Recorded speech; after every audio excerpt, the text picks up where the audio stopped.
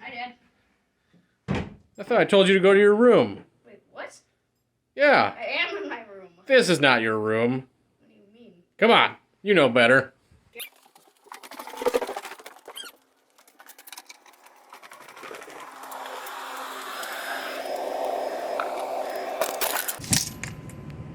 That's your room. You can't be serious. Are you serious about this?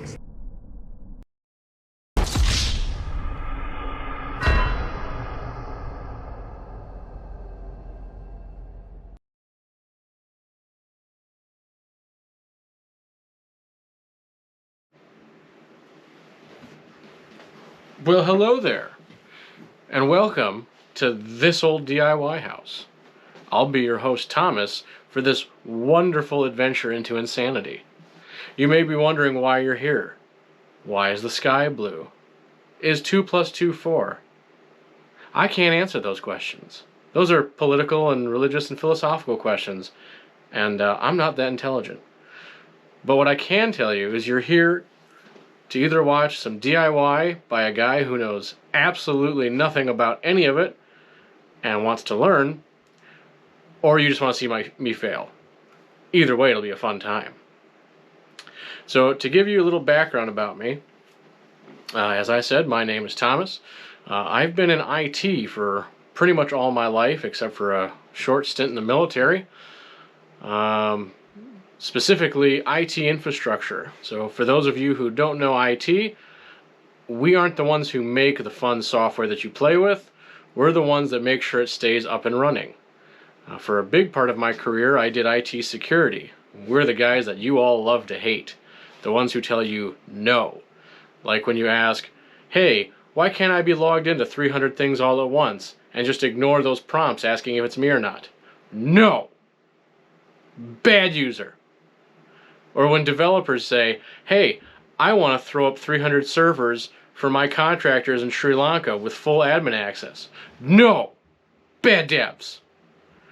Or when the C-suite says, I want full rights over everything in the company, even though I don't know how to tie my own shoes. We'll work on that. Sir, ma'am. Maybe.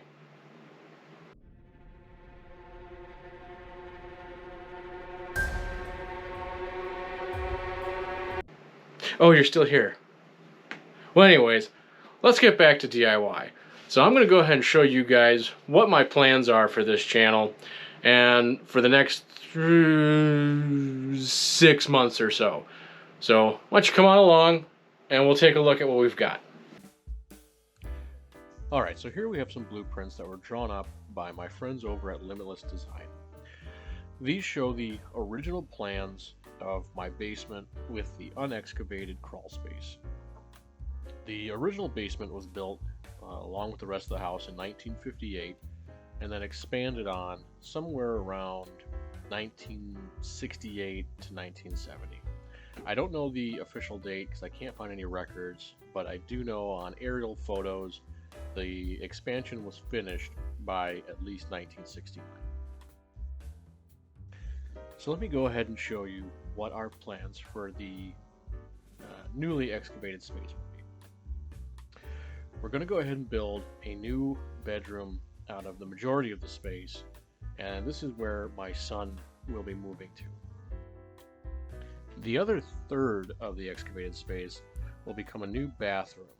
This will be primarily my son's bathroom, but also it'll be the only bathroom in the basement, so whenever we're hosting get-togethers or social gatherings, Christmas, whatever it may be, this will be an excellent space for anyone to use if they're in the basement, enjoying having a drink, or just needing some time away. We think it'll be an excellent addition to the house. Now, given that I know nothing about plumbing, this will be another great learning experience for me. Luckily for me, I do have a lot of friends who are very well versed in this kind of stuff that I can rely on and lean on, as well as my father-in-law, who might as well be a genius at every single thing he's ever tried. So how are we going to get there, you may ask? Well, let me show you with some of the most expensive state-of-the-art animated graphics that you've ever seen. This is the crawl space as you see it now. This is me in the crawl space for scale. Say hello to me from 15 years ago. So right now I'm standing on 6 inches of rocks in front of approximately a 4-foot foundation wall on the outside and an 8-foot foundation wall going to the interior of the house. I'm only 5'6", so there's quite a lot to dig. The plan is to get down to about a 10-foot depth so I can have some high ceilings. Now I understand what that's going to require, so let me go ahead and show you in steps what the plan is. So the very first thing we've got to do is to dig out this top layer of rocks. That'll expose the footing to more of the interior foundation.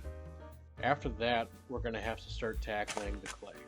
Now I don't know how deep the clay goes, but if my backyard is any indication, there's at least 2 to 3 feet of just solid clay to get through. It's also really important to note that I'm going to have to leave at least a foot to a foot and a half around the foundation walls so that obviously I don't cause the house to collapse. Those will have to be left, and the next step I believe is the underpinnings. So when it comes to the underpinnings, I believe the custom practice is to leave about 5 feet between each section. From what I've seen and researched, a lot of companies will do either A and B sections or A, B, and C. I think my plan, unless some structural engineer tells me differently, I'll be doing just an A and B with the 5-foot intervals. After that, it'll be digging out the sections A, both for the foundation and the footing, pouring the footing first, then setting up the frame to pour the foundation. Once that's set, I can move on to section B, again, footing first, wall second, and once the underpinnings are done and the foundation is secured, then I'll be ready for future work. Part of me really wants to do in-floor heating. We'll see how far I get, but after that, before pouring the final concrete floor, we've got to plan out where all of our plumbing is going to go. And that's pretty much it. I hope you guys enjoyed that. I hope you stick around to see the insanity that this is going to produce.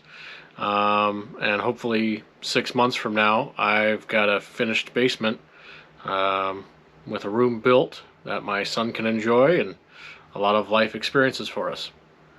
So if you liked it, hit the like and subscribe. Take care, everybody.